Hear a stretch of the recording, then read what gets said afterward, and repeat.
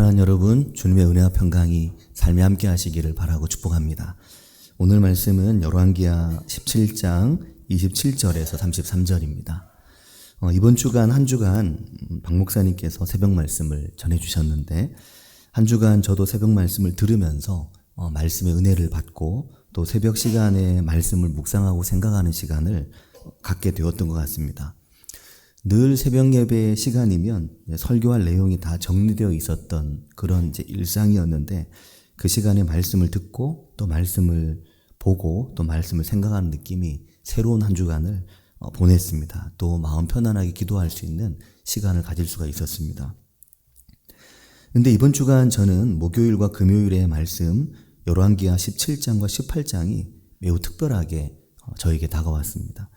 우리가 열왕기서의 말씀에서 주목해 보아야 하는 중요한 문제는 그게 어떤 것인가 하는 것이 이번 주간 좀 더 전면에 드러나게 됐다.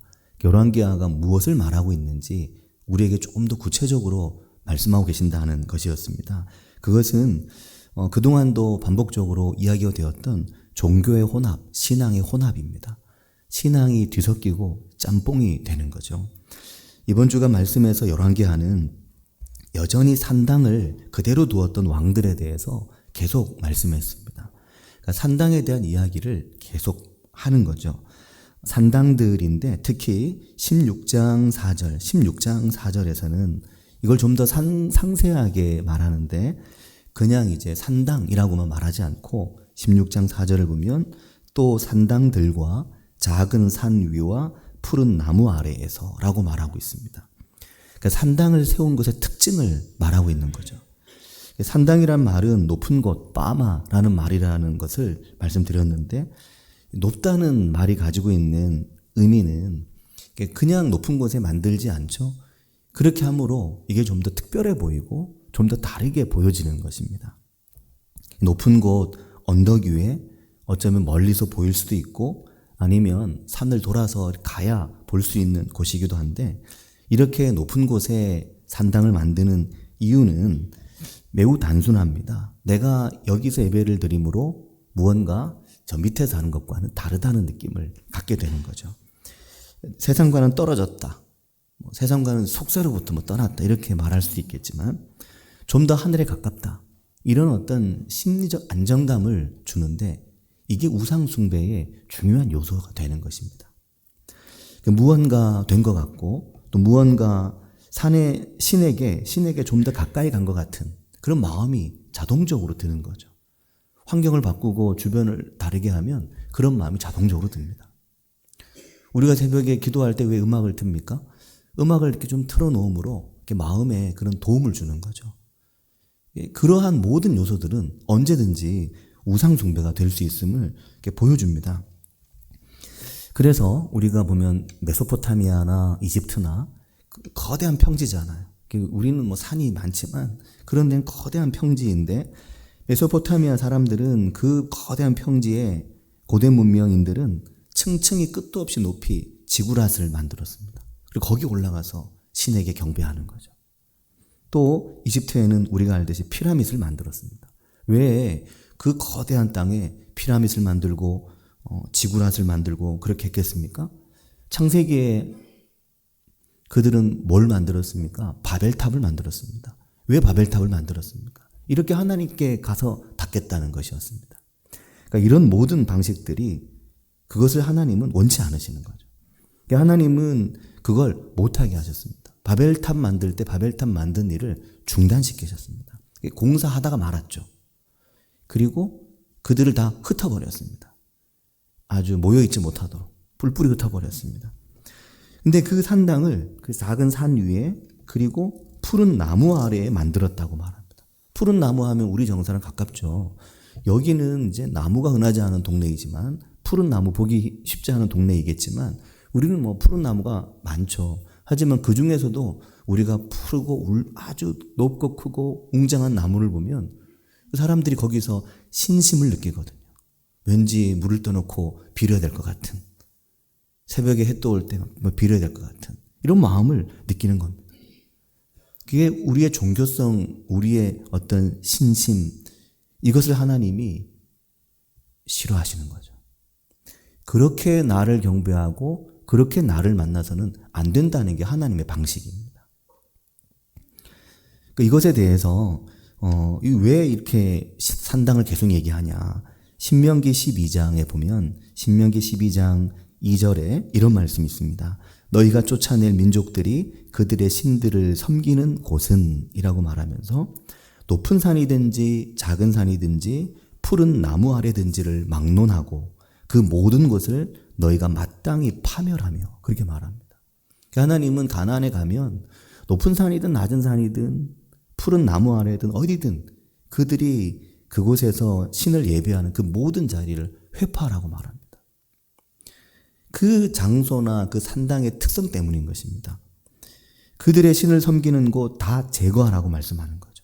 그리고 그 신명기 12장 2절 뒤에 3절에 보면 그 제단을 헐며 주상을 깨뜨리며 아세라상을 불사르고 또 그 조각한 신상들을 찍어서 그 이름을 그곳에서 멸하라고 말합니다.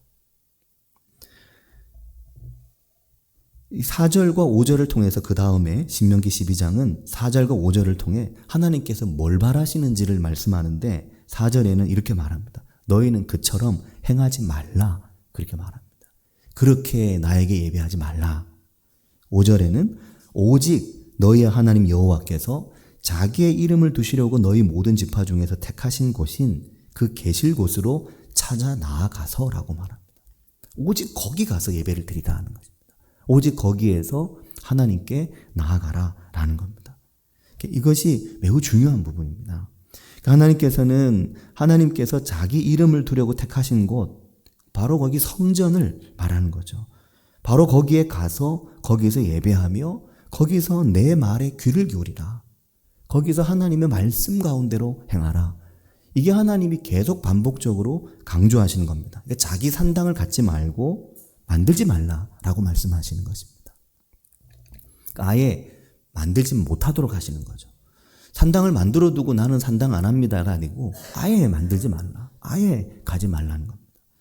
사랑하는 여러분, 이게 참 중요합니다. 우리는 자꾸만 내가 원하고 나에게 만든 것을 원합니다. 심지어 예배와 하나님께 나아가는 것도 왜 산당을 만들겠습니까? 나에게 맞기 때문입니다. 그게 나에게 맞는 거죠. 그러니까 신앙과 믿음도 그것을 나에게 맞추어 가는 겁니다. 그래서 나의 신당, 나의 산당을 자꾸 만들려고 하고 그것이 주는 그 심리적인 안정감, 어떤 그 묘한 영적 분위기, 그 안에 있으면 내가 뭐라도 이게 되어 있는 것 같은 느낌을 받는 것입니다. 그게 안 되면 불안하고 두려워하죠. 근데 하나님은 그렇게 하지 말라는 것입니다. 근데 놀랍게도 이번 주간 우리가 보게 된 열왕기하 16장에 보면 아예 이제 여기서 한 걸음 더 나아갔는데 어떻게 나아가냐면 이제는 그 하나님의 이름을 두려고 만드셨던 성전, 이 성전을 아주 그냥 산당으로 바꿔버린 자가 있었죠. 그가 아하스 왕입니다. 유다의 12대 왕이었던 아하스, 그가 남유다의 왕일 때 그 연대표를 쭉 보면 아하스가 유다의 왕일 때 북이스라엘이 끝납니다. 북이스라엘 역사가 종료되는 거죠. 망하거든요. 패망합니다. 그러니까 이 시기가 얼마나 불안하겠습니까? 뭐 멀리 떨어진 나라도 아니고 한민족이었던 북이스라엘이 완전히 패망을 해버리고 그런 굉장히 국제적 위협이 있는 상태이거든요. 그런 시기에 이 아하스가 뭐를 하냐면 아예 유다의 성전을 뜯어 고쳤습니다.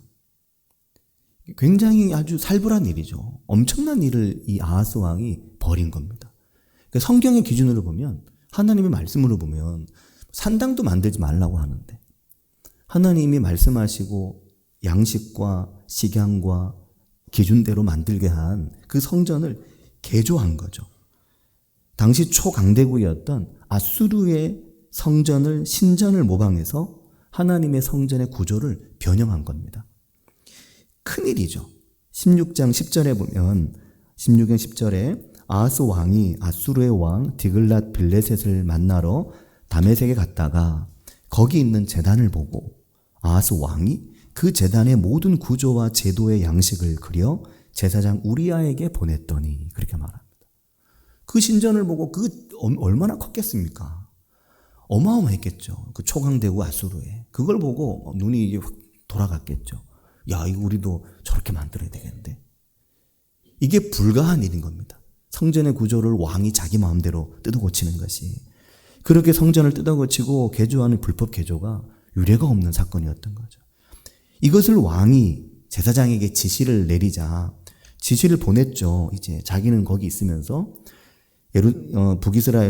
유다로 이러한 개조에 대한 지시를 보냈더니 16장 11절에 보면 제사장이 또 이게 얼마나 재빠른지 왕이 돌아오기도 전에 유다의 성전, 이스라엘이 아니라 유다의 그 성전을 완전히 개조해 버렸습니다. 11절에 보면 아하스 왕이 다메섹에서 돌아오기 전에 제사장 우리아가 아하스 왕이 다메섹에서 보낸 대로 모두 행하여 제사장 우리아가 제단을 만든지라 그렇게 말씀합니다. 그러니까 엄청난 사건인 겁니다. 성전의 놋제단의 위치를 바꾸어 버렸고 여기저기 뜯어고치고 뭐 새로 만들고 했습니다. 근데 더 문제는 그 놋제단을 어떻게 합니까? 이건 이제 나만 쓴다. 이렇게 말하고 다른 사람들은 이 새로 만든 제단에서 하나님께 분향해라. 그렇게 한 것입니다. 15절에 보면 16장 15절에 끝에 보면 오직 놋제단은 내가 주께 여쭐 일에만 쓰게 하라. 어마어마한 불법을, 이 어마어마한 성전을 훼손하는 사건을 벌인 거죠. 사랑하는 여러분, 아하스 왕은 하나님께 나아가는 이 성전을 자기 마음대로 사유화한 것입니다. 이건 내 거다. 이건 내가 하나님께 예배드리는 거다. 다른 사람들은 다 새로 만든 제단에서 제사 지내라 하는 거죠.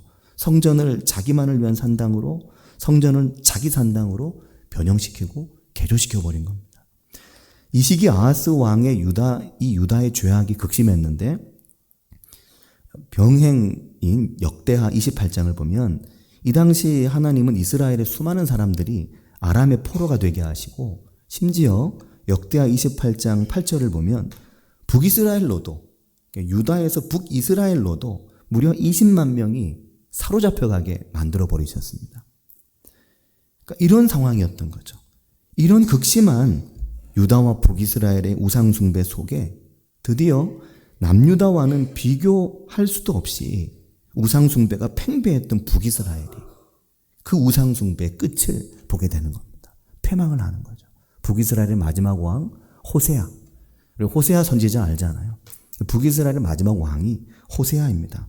그 시대에 북이스라엘이 왕이 끝나게 되는데 그 북이스라엘 호세아 왕 앞에 보면 왕이 막 계속 바뀌잖아요. 암살과 반란으로 왕이 막 다 바뀝니다.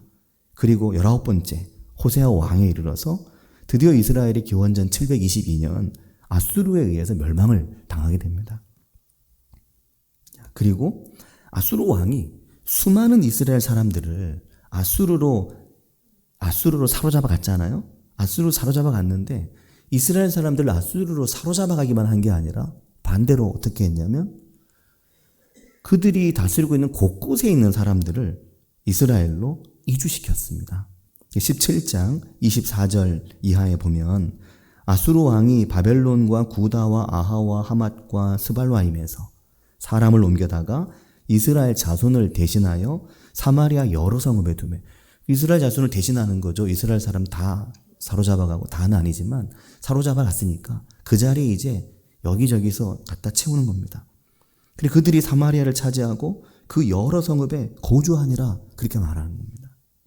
근데 이게 어떤 문제였는지를 설명하는 거죠. 바벨론, 구다, 아하와 하맛, 스발라임 각처의 사람들을 이스라엘 유지시켰습니다. 근데 사랑하는 여러분, 자, 그러자 이제 어떤 문제가 더 심각해졌겠습니까? 그 이전에는 이방인과 결혼하는 게 문제였죠. 이방인과 결혼하면 우상이 들어오니까 이게 문제가 된다고 막 또 얘기를 많이 했거든요. 근데 이게 그런 문제가 아닌 겁니다. 통째로 이방의 문화와 통째로 이방의 우상이 들어온 거죠. 아예 통째로 이주를 시켰으니까 당연히 이스라엘은 걷잡을 수 없이 종교와 신앙의 혼합이 이루어지게 된 겁니다. 신앙의 정체성이 완전히 흔들리게 되는 거죠. 아예 없는 것이 되는 겁니다. 이게 아예 없다는 그걸 보여주는 게 오늘 본문의 말씀입니다. 이 과정에서 다양한 이주민들이 이스라엘 땅으로 들어오니까 그들이 모두 뭘 몰랐겠습니까? 여호와 경외하는 법은 몰랐죠. 하나님이 누군지, 하나님 어떻게 예배하고 어떻게 하나님 섬기는지 이걸 전혀 모르는 것입니다. 이곳에서 어떻게 하나님께 예배를 드려야 되는지 이걸 모르는 겁니다. 그래서 큰 혼란이 벌어지게 되는데 17장 25절을 보면 어떤 혼란이 벌어지게 되냐면 이 여호와 경외의 문제로 인해서 그곳에 이주했던 사람들 중에 몇 사람이 갑자기 죽임을 당하게 되는 사건들이 벌어지게 됩니다. 정확히 어떤 것인지는 알 수 없지만 아마 뭐 여호와를 경외한다, 여기서 뭐 이런 것 해야 되는데 이쪽 풍습 따라야 되는데 이런 거죠.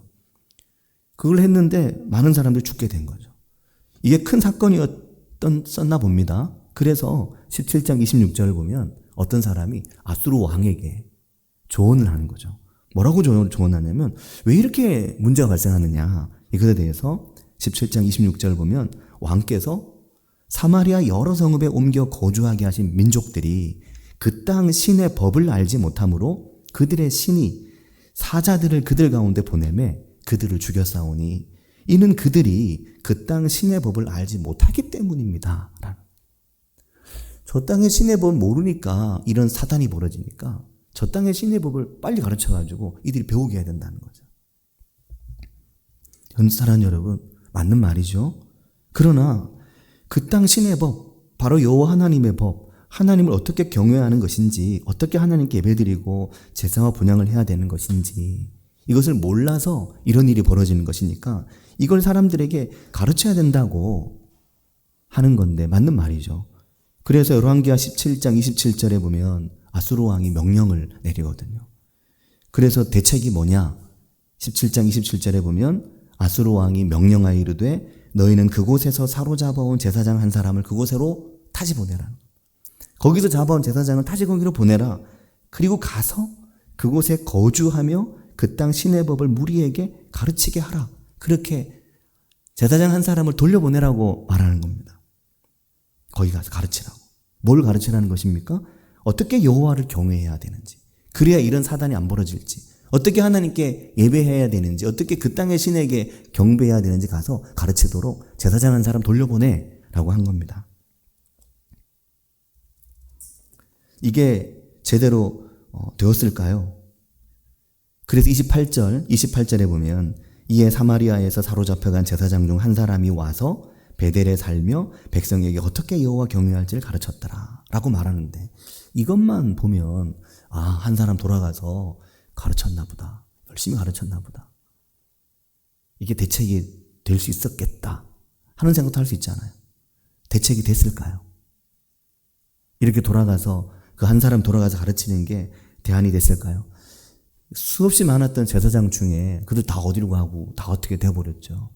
한 사람 돌아가서 갔는데 그를 베델로 보냈고 그가 베델에 가서 거기 살면서 여호와 경외를 가르쳤다고 말씀하는데 이게 제대로 되었을까요? 제대로 될 수가 없었습니다. 왜냐하면 이미 북이스라엘의 성전은 이미 오래전에 끝장났죠. 이미 오래전에 회파되었습니다. 다 파손되었죠.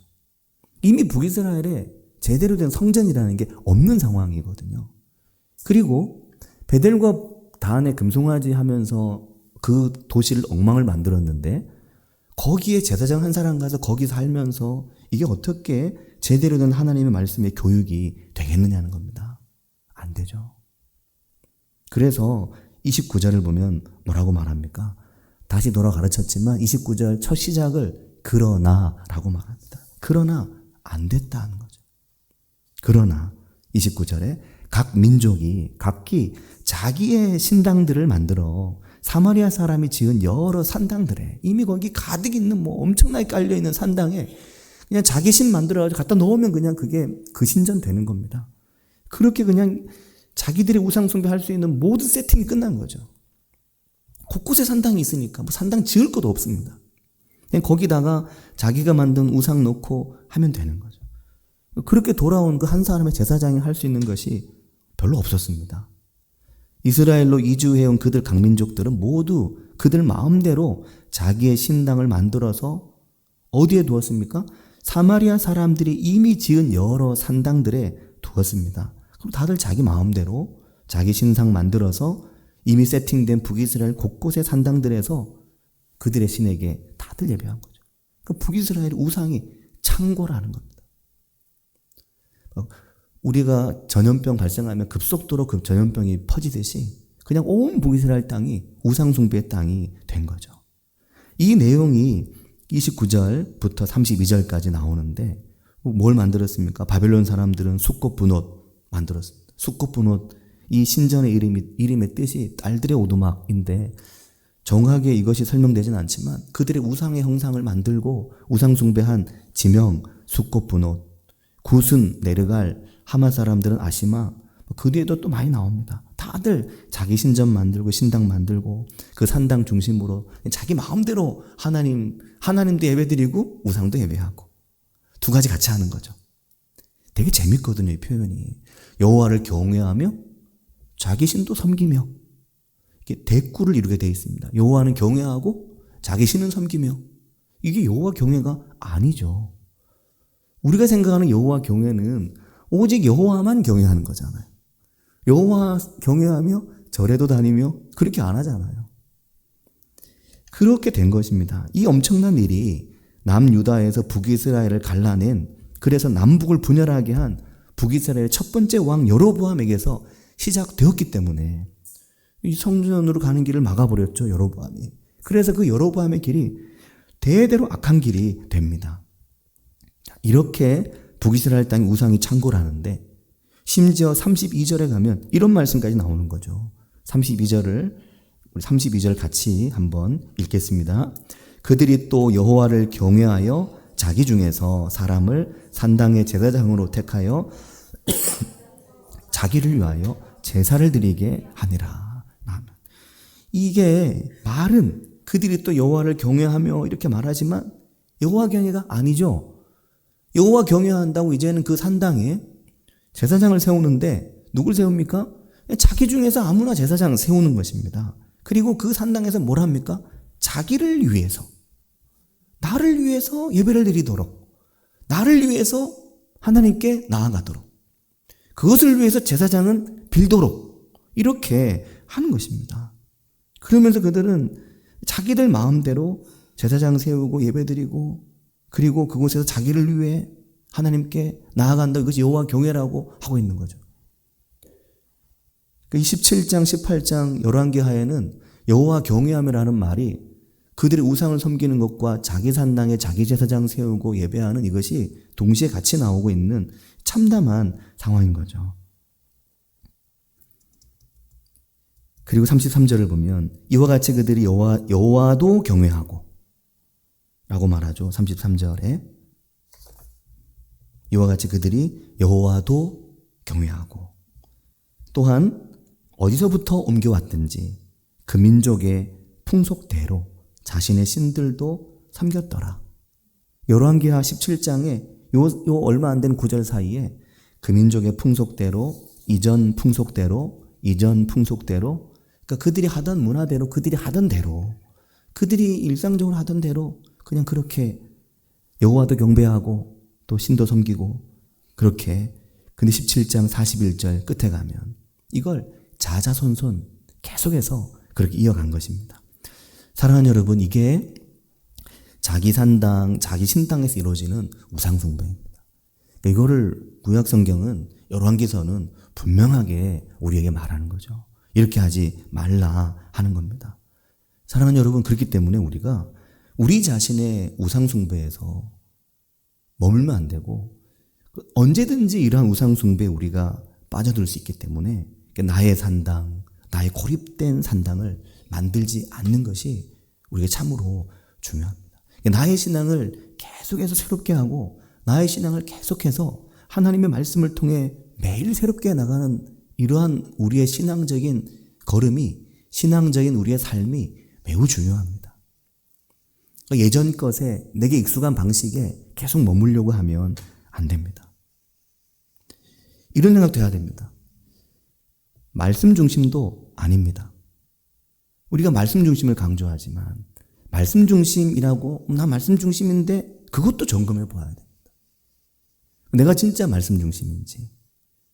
나는 말씀 중심으로 열심히 사는데, 나는 말씀 중심으로 할 거 다 하는데, 정말 그것이 내게 하나님의 말씀 중심인지, 오히려 말씀 속에 숨어있는 나의 우상숭배는 아닌지, 말씀 속에 숨어있는 나의 산당은 아닌지, 말씀으로 나의 산당을 만들고 그냥 그 안에서 만족하고 있는 것은 아닌지 하는 거죠. 왜냐하면 이런 걸 깨닫게 하는 게 18장에 나오는 모세의 노뱀입니다. 모세의 노뱀을 깨뜨려 버렸다. 우리가 충분히 상상할 수 있는 일이긴 한데, 당시 유대인들에게 모세라는 존재가 가지고 있는 의미가 너무 크고, 또 모세의 노뱀이 광야에서 수많은 그 불뱀에 물려 죽던 사람들을 살렸던 상징적인 모세의 노뱀이었는데, 이 모세의 노뱀을 아하스 다음 왕인 히스기야가 아주 다 타파시켜 버리는 거죠. 그건 아주 다 부숴버립니다. 18장 4절에 가면 모세가 만들었던 노뱀을 이스라엘 자손이 이때까지 향하여 분향함으로 그것을 부숴버렸다고 말합니다. 그 전에 누구도 그렇게 하지 못했던 모세의 노뱀. 모세니까. 내게 이것은 안전한 것 같으니까 라고 생각하며 그냥 적당하게 우리가 안전하게 지내는 우리의 신앙적인 안전함, 그 안에 있지 말고 매일 우리의 삶 속에서 하나님의 말씀 앞에, 또 찬양과 예배 가운데 늘 하나님 앞에 나아가면서 오늘 나의 삶을 하나님이 진정으로 원하시는 신앙의 모습은 어떤 것인가, 이것을 찾고 구하는 은혜가 우리 가운데 있기를 바라고 축복합니다. 같이 기도하겠습니다. 사실 이 자기의 신당을 가장 점검해 보아야 되는 사람들은 지도자들입니다. 저 같은 목사들이 가장 그렇죠. 어쩌면은 가장 어떤 교회에 나아갈 방향, 여기가 길이다 라고 말하고, 때로는 주제도 세우고 때로는 방향도 잡지만, 어쩌면 가장 위험할 수 있는, 항상 하나님 말씀 앞에 깨어있지 않으면, 항상 성령님의 인도하심 안에 늘 깨어서 일상으로 주의 말씀을 정말 순수하게 말씀을 읽고 묵상하며 기도하며 그렇게 하나님 앞에 나아가는 긴 시간, 장시간을 쓰라는 게 아닙니다. 비록 짧은 시간이라도 매일마다 나를 하나님 앞에 바로 세우려는 그러한 노력이 없으면 우리가 어느 순간 이게 전부인 것 같고, 이게 그냥 대답인 것 같고, 이게 하나님인 것 같은, 그런 어느 순간 나는 경직되고 딱딱해지고 변화할 줄 모르고 달라지려고 하지 않고 새로워지려고 하지 않고, 하나님의 은혜가 내 삶을 통해 드러나는지, 내가 하나님의 영광을 드러내고 있는지, 이거 생각할 틈도 없이 그냥 살 수 있습니다. 이 시간 하나님, 제가 나의 산당 갖지 않는, 나의 신당 만들지 않는, 하나님 앞에 늘 그 말씀 가운데 깨어있는 신앙이 되길 원합니다. 같이 한 목소리로 기도하겠습니다. 하나님 아버지, 은혜와 사랑 감사합니다.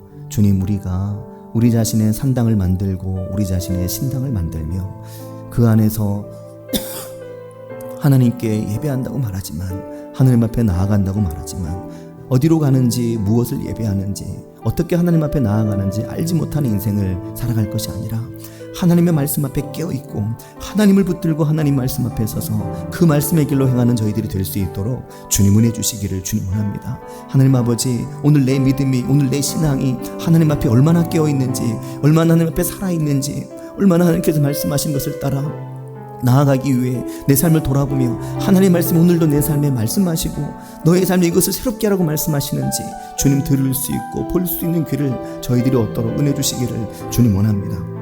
하나님 아버지, 오늘 저희와 함께 하시며 오늘 저희들의 삶의 은혜를 대주셔서 주님, 저희들이 하나님의 말씀의 길로, 그 성전으로, 그 은혜로, 그 성령의 기름 부으심으로 나아가는 저희들 되며 그리스도의 십자가 아래에서 하나님 주신 놀라운 은혜 앞에 살아가는 저희들 될 수 있도록 주님 은혜 주시기를 주님 원합니다. 아버지, 역사하여 주시옵소서.